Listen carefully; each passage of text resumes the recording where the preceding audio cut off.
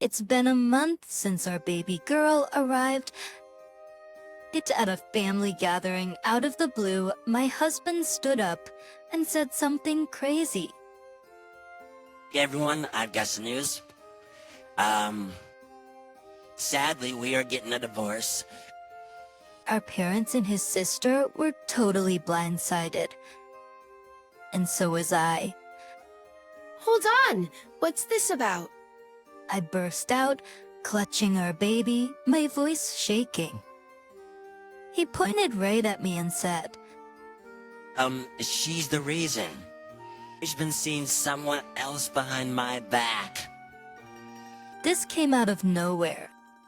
His folks shot me a look of disbelief. Thumping to my defense, I shot back. I've never cheated on you. I had my suspicions, so I got a DNA test for her baby. Sap when the results are right here. Oh, this baby isn't mine. She stepped out on our marriage, so we're done. Actions, the report he flashed read. Parent-child relationship not confirmed. Every set of eyes turned to me, their faces pale. I was at my wit's end. How could he do this to me in front of everyone? But I thought, I've got something for you. Just you wait. His big plan was about to blow up in his face. My name is Janet. I'm a 28-year-old working mom. After college, I got a job at my dream publishing house. They put me on their women's magazine team, and I gave it my all. Years went by, and it hit me. I hadn't dated anyone in over half a decade. Friends and colleagues nagged me to shake things up, so I tried out a speed dating event. That's where I met Simon, my future husband. Everyone wanted to talk with him that evening because he was tall and dressed sharp.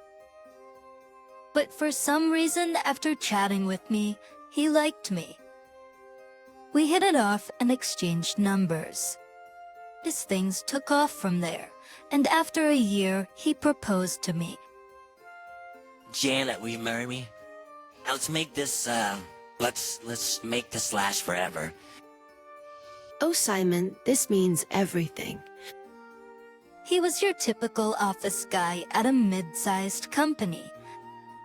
So truth be told, my paycheck was bigger than his since I was with a big company. But hey, it didn't faze me. I felt we had the right stuff to make it work. It's a meeting my parents to talk marriage. They were all in. Look over at Simon's place. His parents got all teary-eyed and gushed. Us over at Simon's place. His parents got all teary-eyed and gushed, saying things like, "Simon struck gold with you. We were totally on board with the wedding. Janet, look out for Simon, okay?" My baby brother can be a handful, but you've got this. Simon struck gold with you. We're totally on board with the wedding. Jeanette, look out for Simon, okay? Fast forward, Simon and I got married, and our journey as a married couple began. Married life was pretty good. I was putting in some serious hours at work, but Simon was on top of things at home. On weekends, we either hit the town or made something in the kitchen, just enjoying each other. And as you'd guess with any new couple, things were sizzling in the romance department.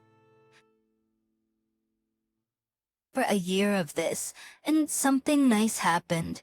I was expecting. Simon, I think we're pregnant. I've been 70, the real. That's amazing. Just with nothing left to come out, I couldn't go to work. I filled in my boss and decided to stay home until I felt better. Thankfully, my boss, who had been through the whole baby thing herself, totally got it. But with me around the house more, Simon started getting a bit weird. "So, you're handling things at home now, right?" he asked. I replied, "Well, I'll do my best, but this morning sickness is no joke. I am superience. I need your support like before." He seemed a bit taken aback and said, "What? You're not working or handling chores? Isn't that a bit much?" Don't you see? I'm pregnant with our child. It's not like I want to feel this way. I just wish you'd get it. Okay, I hear you, but it feels like you're using the pregnancy as a free pass for everything. That's the way he brushed me off made me uneasy. From then on, while Simon did chores, if I nudged him, he didn't seem to care about how I was feeling and just kept on with his usual routine. In fact, his texts are even more vocal about his dislike for housework. And even with my relentless morning sickness, he still expected intimacy like nothing had changed. "Hey Janet, how about tonight?" Simon asked. "I can't," he said. He turned away, clearly frustrated. I thought he'd be there for me during the pregnancy, but the reality was a real letdown. As days turned into weeks and my morning sickness faded, Simon started coming home later and seemed more distant. He didn't check in on me much, and I felt more and more uneasy. Then, when I was nearly due, I saw something after a hospital visit that made my heart drop. He's heading out to shop for baby stuff. I caught sight of Simon on a busy sidewalk. Right next to him was a young blonde woman, and they seemed close. Maybe it was a gut feeling. I couldn't shake the thought that they were more than friends. Actually, I lost them in the crowd, and my mood for shopping evaporated. I just headed home. It's preparekly dears. Arwiskimnomen is a night, tis is a text from Simon. Got held up at work again. Had he been distant because of her? But the idea of him stepping out, especially with me being pregnant, seemed wild. Even though I was torn up inside, confronting him didn't feel right. Still, I couldn't ignore my doubts. So, I dug into my pre-marriage savings and hired a private eye to tail my husband. Just with my due date only 2 weeks away, time was ticking. Then, 2 days out from the due date, I felt the first labor pains. I timed them, about 20 minutes apart. I thought I was going into labor, so I quickly contacted Simon to let him know that it seemed like the contractions had started. When I called the hospital, they said to come in when they were 10 minutes apart. Terrified and in pain, I kept texting Simon, begging him to get home. But nothing. When the contractions got closer, I dialed his number. So what do you want? I've been texting.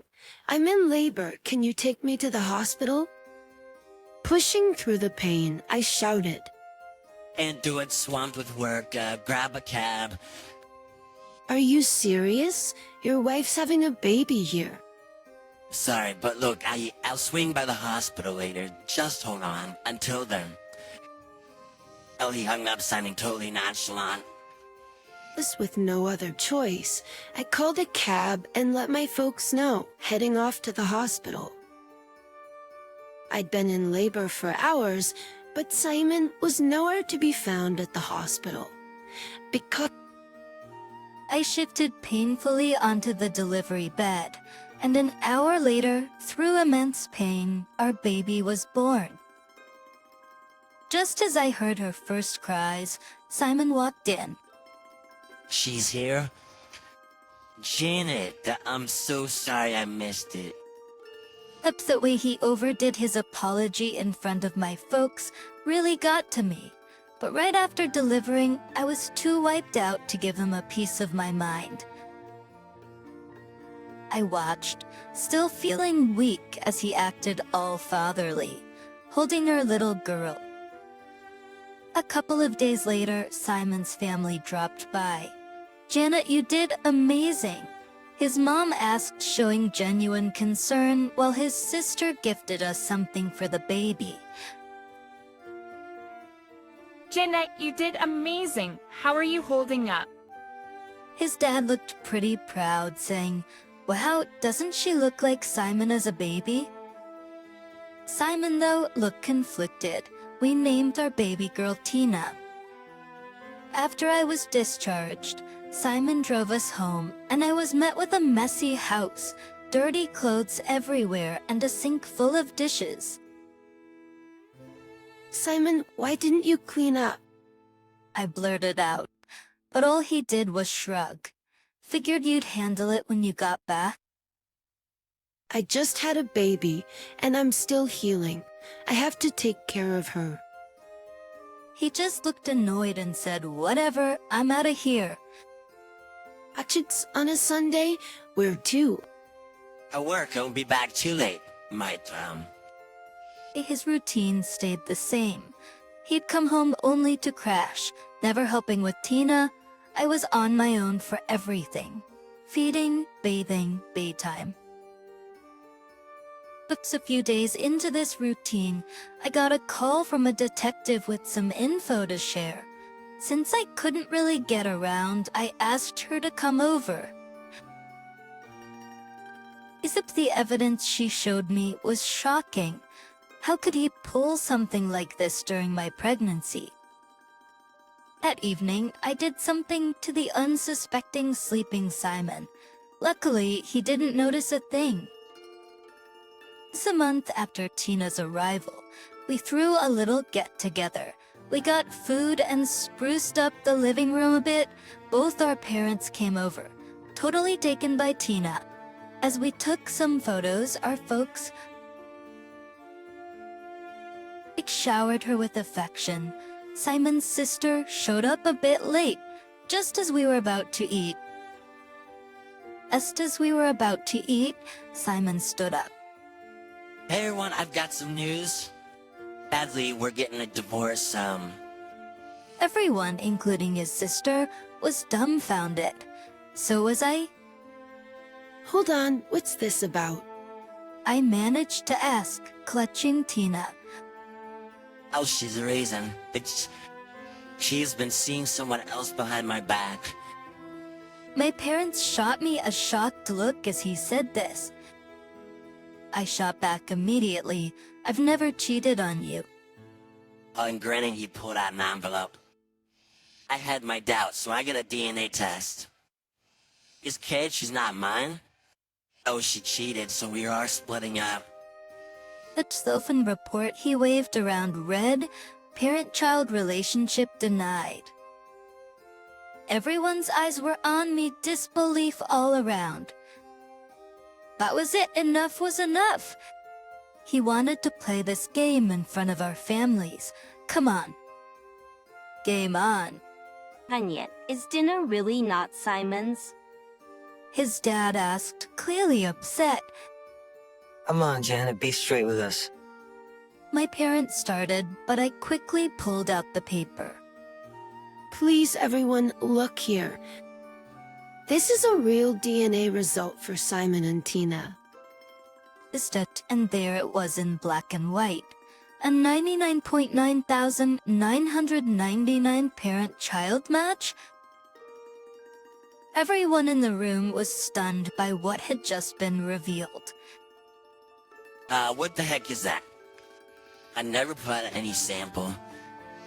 It's gotta be fake. I swabbed your mouth while you were sleeping. The results clearly match you. But hey, if you're doubting it, let's do another test right here, right now. Why even get a DNA test? You thought so too, right? That Tina was from another man? Just listen for a sec.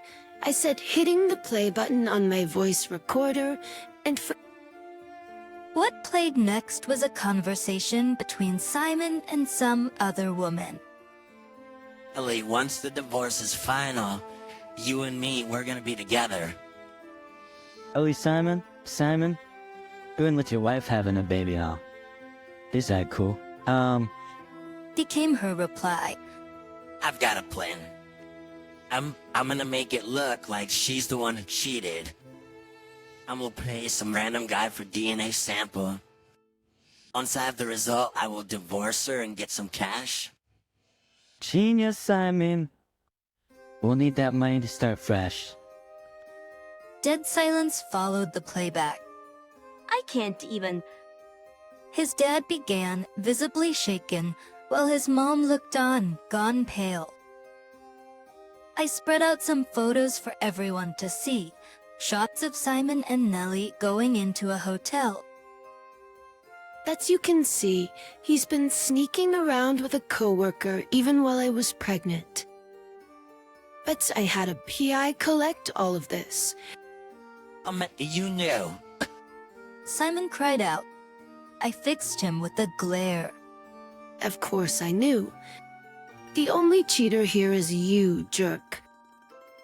And just as he looked totally lost, my sister-in-law, the athletic type, jumped up and punched him in the face. Seriously, sis. Guess you forgot about my black belt, huh? What the heck were you thinking? Say you're sorry to Janet, to her mom and dad. Look straight now. She punched him again, forcing him to apologize, while both our families looked on in shock. Janet, I messed up big time, but I swear I do love you. Please give me another chance. Who in their right mind would forgive a guy who cheats and then makes such a sick plan? We're done. Just pay up and get out of my life, loser. Please? His parents kept apologizing over and over to me and my folks. My sister-in-law yanked him out of the room, collar in hand. After that, our divorce went through, with Simon's bank account taking the biggest hit. We settled on a monthly child support deal. I made sure to send evidence of Simon's affair to his and Nellie's employers. Bert got around their company fast, which led to her quitting and Simon getting demoted. He became infamous as the guy who stepped out on his pregnant wife, but he was stuck working there to cover the child support. His family apologized nonstop and said they were cutting ties with him. But with his family, his reputation, and his savings all gone, Simon is now slugging it out in his own personal nightmare. And honestly, I couldn't care less. He's getting what he deserves. As for me, I've been living it up, raising Tina near my parents. They've been a huge help with her, and I'm thinking of jumping back into work soon. 'Cause from here on out, it's all about enjoying the little moments with Tina and living my best life.